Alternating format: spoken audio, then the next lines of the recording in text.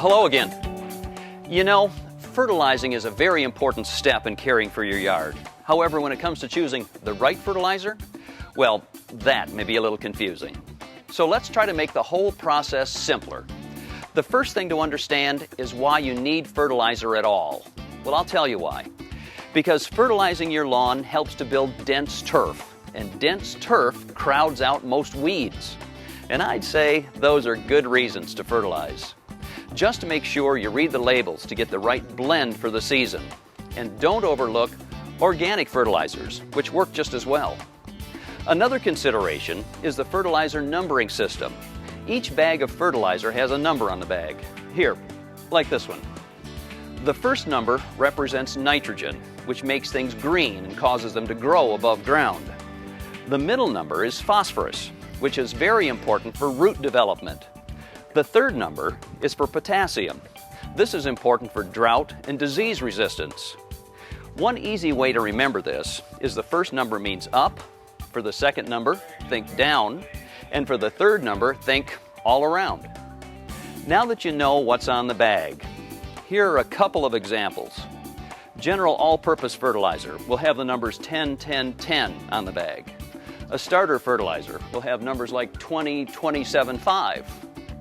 Now, there are different fertilizers for different areas of your yard, like the lawn, shrubs, trees, flowers, and veggies. So please read the back of your bag for the appropriate fertilizer for your project.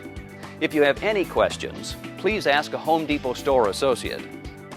Now, the best time to apply fertilizer may vary depending on your geographic location, but many experts recommend feeding in late spring, summer, and then again in early fall and late fall. But you may have to research to find out the best time for your area.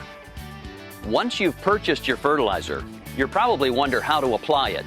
Again, I want to make this as simple as possible. When spreading the fertilizer, avoid just throwing it by hand. If your lawn doesn't receive a good and even distribution of fertilizer, it could burn your lawn.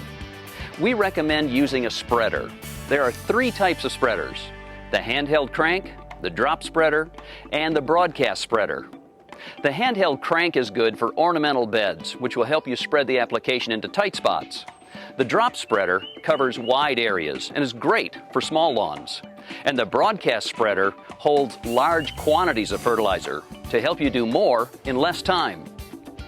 After you apply the fertilizer, remember to sweep off the excess that has gotten onto the sidewalk and driveway.